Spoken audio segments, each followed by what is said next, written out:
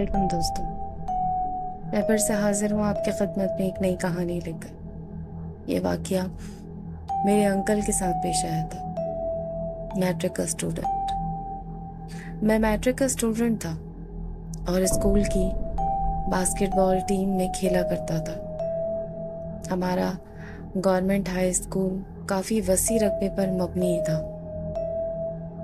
School में हर खेल का अलग मैदान था। हम सब लड़के मगरिब के बाद स्कूल में इकट्ठा होते थे। जो लड़का पहले आ जाता वो बास्केटबॉल ग्राउंड के गिर्द लगे इलेक्ट्रिक पोल में लगा मेन स्विच ऑन कर देता और ग्राउंड रोशनी से भर जाता। ग्राउंड के गिर्द 8 पोल नब्ज थे। गर्मियों के दिन थे। दोपहर से असर तक बारिश होती रही और मगरिब के बाद ठंडी ठंडी हवाएं चल रही थी। मगरिब की नमाज अदा करके मैंने बास्केटबॉल उठाई और प्रैक्टिस के लिए स्कूल चला गया। स्कूल के गेट पर मुझे कोई लड़का ना मिला। मैंने कुछ मिनट इंतज़ार करने के बाद जालीदार गेट में लगे छोटे दरवाजे से स्कूल के अंदर दाखिल हो गया। मैं सीधा बास्केटबॉल ग्राउंड गया। जैसे ही मैंने ग्राउंड में पाँव रखा, एक पोल की लाइट रोशन हो गई। मैं चौंक सा गया और हैरान होके पोल की तरफ देखने लगा और उसी वक्त एक एक करके सब पोल्स के बल्ब रोशन हो गए।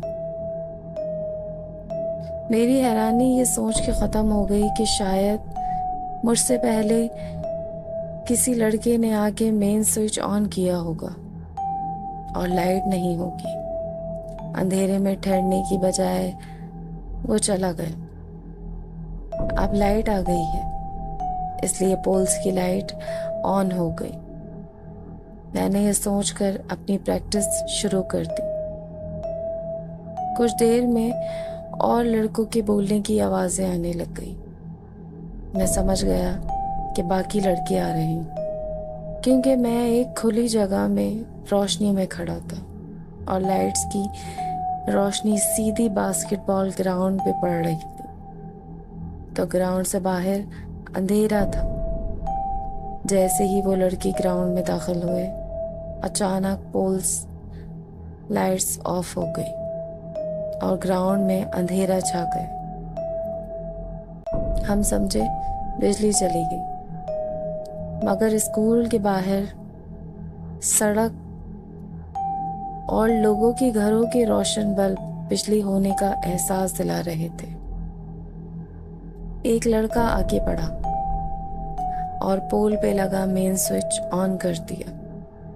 बल्ब रोशन हो गए। ग्राउंड दोबारा रोशन हो गया। लड़के ने हैरानी से कहा कि मेन स्विच तो ऑफ था, तो फिर बल्ब पहले कैसे जल रहे थे? हम सब हैरान खड़े थे कि एक लड़का बोला कि दोपहर को बारिश की वजह से हो सकता है पोल्स और बल्बों में अर्थ आया हो, इसलिए बल्ब रोशन हो गए हों। इस बात को समझते हुए मैं भी खामोश रहा और बल्ब रोशन होने वाली बात ना बताई। इतनी देर में और लड़के भी आ गए।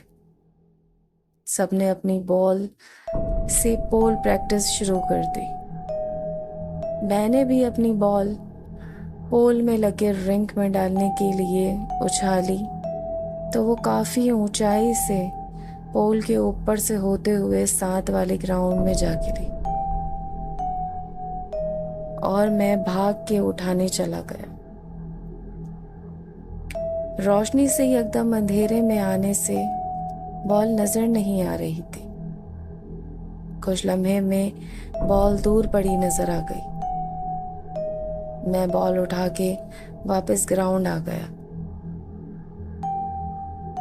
मैंने दोबारा रिंग के लिए बॉल उछाली। इस बार फिर बॉल पोल से काफ़ी ऊंचाई से गुजर गई।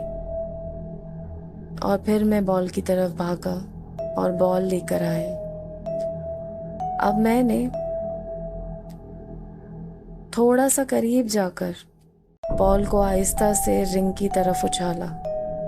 इस बार बॉल फिर पोल के ऊपर से गुजर गई और उसी लम्हे में बॉल के पीछे भागा, मगर बॉल दूसरे ग्राउंड में यूं आगे की तरफ जा रही थी जैसे इसे किसी ने किक मारी है। मैं बॉल के पीछे दौड़ता गया। बॉल काफी आगे तक चली गई। मैं हैरानी से भागता हुआ बॉल तक पहुंचा और बॉल झुककर उठाने के लिए हाथ आगे बढ़ाए। बॉल पे जैसे ही मेरे हाथ पड़े, मुझे बॉल के साथ किसी के पाँव नजर आए।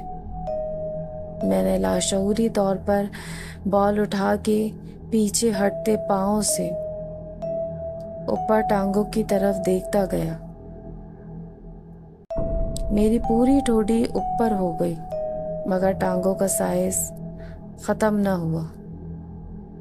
तो मैं डर के मारे वापस भागा।